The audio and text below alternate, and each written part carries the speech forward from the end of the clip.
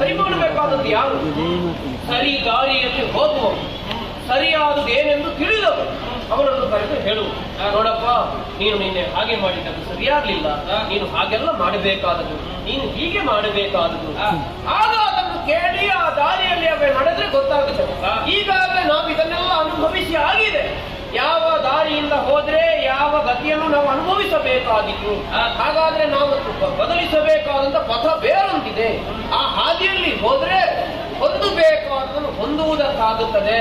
ಹಾಗಾಗಿ ಬರುವುದಿಲ್ಲ ಅಂತ ಆಡಬೇಡ.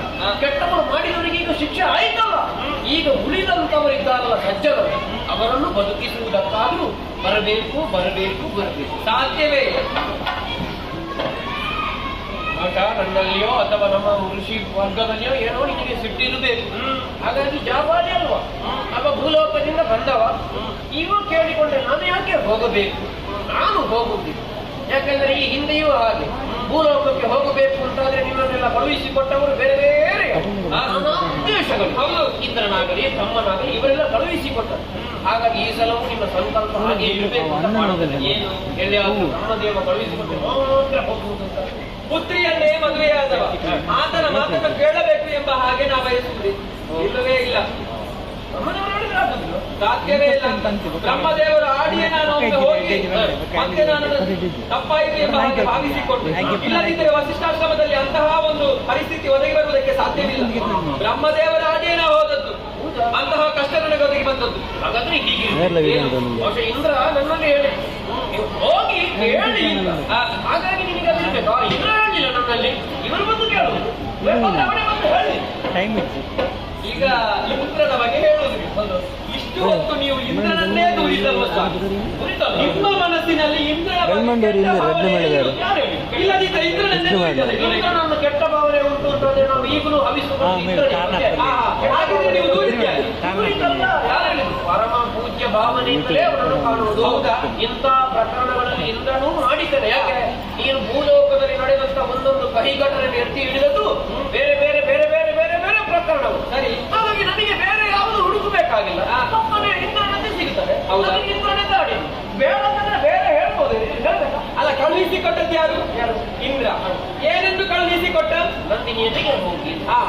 ಹಾಗಿದ್ರೆ ಒಪ್ಪಿದರೆ ಅವಳನ್ನು ಕರೆದುಕೊಂಡು ಹೋಗಿ ಎಂಬ ಹಾಗೆ ಆಡಿತ್ತು.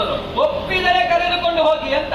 ಹಾಗಿದ್ರೆ ಇಂದ್ರನಿಗೆ ಒಪ್ಪಿಸುವುದಕ್ಕೆ ಸಾಧ್ಯವಿಲ್ಲ ಎಂದು ಒಂದು ಅರ್ಥ, ಹೌದಲ್ವಾ? ಹಾಗಾಗಿ ಇಂದ್ರ ಬಂದು ಆಡುವುದಕ್ಕೂ ಇಲ್ಲ, ಆಡಿದರೆ ನಾ ಕೇಳುವವಳು ಅಲ್ಲ. ಹಾಗಾದ್ರೆ ಸರಿ, ಗೊತ್ತಾಯ್ತು. ಏನು ಕಾಮಧೇನುವಿಗೆ ಆಜ್ಞೆ ಕೊಟ್ಟದ್ದು ಶ್ರೀಹರಿ. ಭೂಲೋಕದಲ್ಲಿ ಯಜ್ಞಯಾಗಾದಿಗಳಾಗುದಿದ್ರೆ ಹೋಗಿ ಅನುಗ್ರಹಿಸ್ತೀನಿ ಅದು ಅಮ್ಮನಿಗೆಲ್ಲ ಹೇಳಿದ್ದು. ನನಗೆಲ್ಲಿ ಹೇಳಿದ್ದಾನೆ ಶ್ರೀಹರಿ? ಹಾಗೆಲ್ಲ ಅದು ಉಂಟಾ? ಶ್ರೀಹರಿ ಹಾವಿನ ಮೇಲೆ ಮಲಗಿದವ, ಹೆಂಡತಿಯಲ್ಲಿ ಪ್ರತಿದಿನವೂ ಕಾಲೊತ್ತು ತಾಯಿರುವುದು, ಹೆಂಡತಿಗೆ ಕಷ್ಟವನ್ನೇ ಕೊಡುವುದಲ್ವಾ? ಅಂತವನ ಮಾತನ್ನು ನಾ ಕೇಳಬೇಕೆಂಬ ಹಾಗೆ ನೀವು ಆಸೆ ಪಡುವುದಾ? ಇಲ್ಲ ಅಂತ ಇನ್ನೊಬ್ರು ಇದ್ದಾರೆ. ಏನು? ಯಾರು? ಪರಮೇಶ್ವರ ದೇವರು. ಗಂಡ ಪರಮೇಶ್ವರ.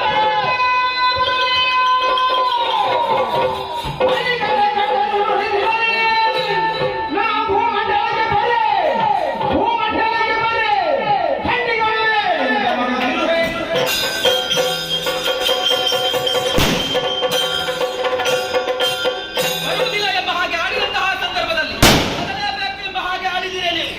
ಏನಾಡಿದಿರಿ? ಕಂಡ ಪರಶು ನನ್ನಲ್ಲಿ ಬಂದು ಆಡಿದರೆ ಬರಬೇಕು ಎಂಬ ಹಾಗೆ ನೀವು ಆಡುವುದಾ? ಒಬ್ಬನಿಗೆ ಶಿರದಲ್ಲಿ ಜಾಗ ಕೊಟ್ಟಿದ್ದಾನೆ, ಇನ್ನೊಬ್ಬನಿಗೆ ತನ್ನ ಚಂಡಿಯಲ್ಲಿ ಜಾಗವನ್ನು ಕೊಟ್ಟಿದ್ದಾನೆ.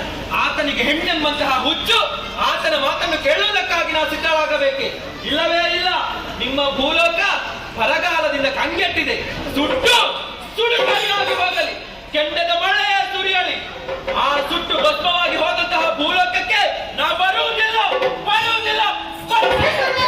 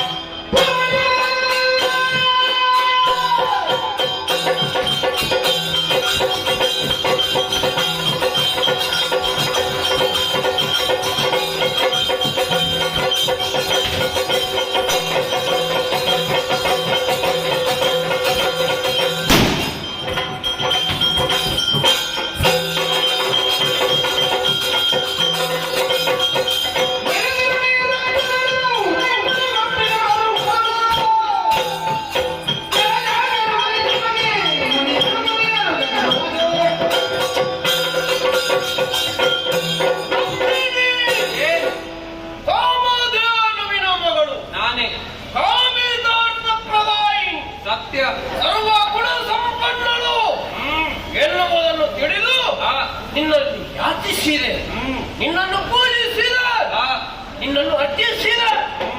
ಆದರೆ ನನ್ನ ಪೂಜೆಯನ್ನು ತಿರಸ್ಕರಿಸಿ ನನ್ನನ್ನು ನಿಂದಿಸಿದ್ದು ಮಾತ್ರವಲ್ಲದೆ ನಾ ಕರೆದಂತ ಭೂಲೋಕಕ್ಕೆ ಬರುವುದಿಲ್ಲ ಅಂತ ಭೂಲೋಕಕ್ಕೆ ಧಿಕ್ಕಾರ.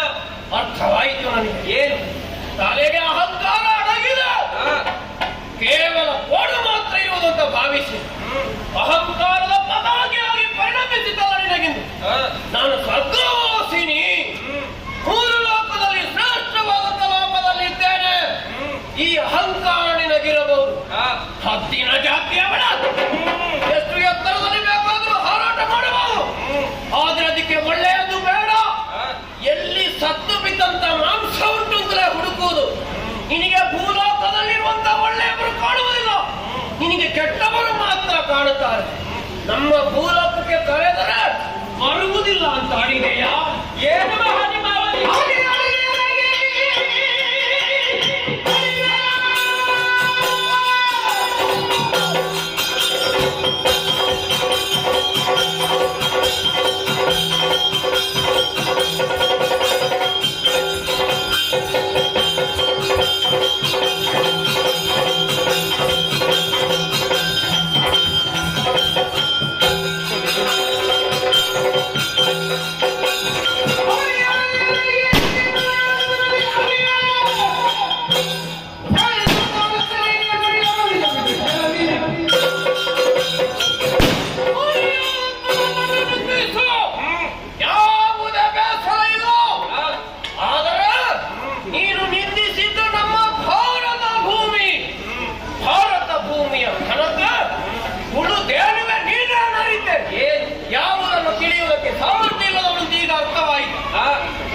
ನಿಂದಿಸಿದ್ದು ಕೇವಲ ಭೂಲೋಕದ ಮನುಜರನ್ನಲ್ಲ, ನಿನಗೆ ಮೂರು ಮೂರ್ತಿಗಳಲ್ಲಿಯೂ ದೋಷ ಕಾಣುತ್ತದೆ.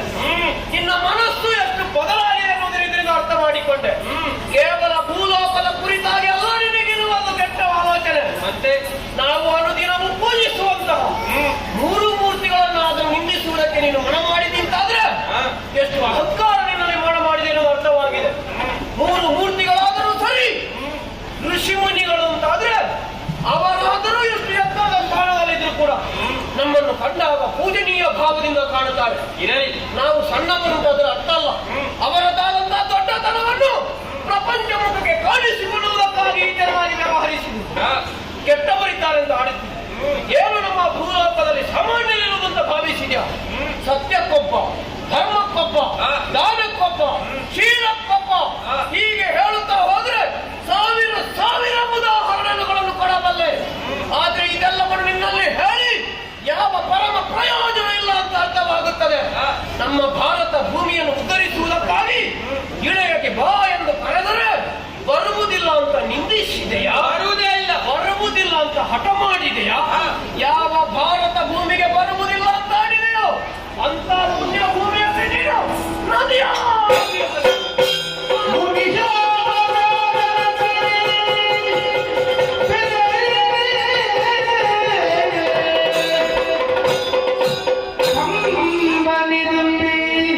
ಯದಿ ಬಗೆಯ ಪದವಿಗಳಿದು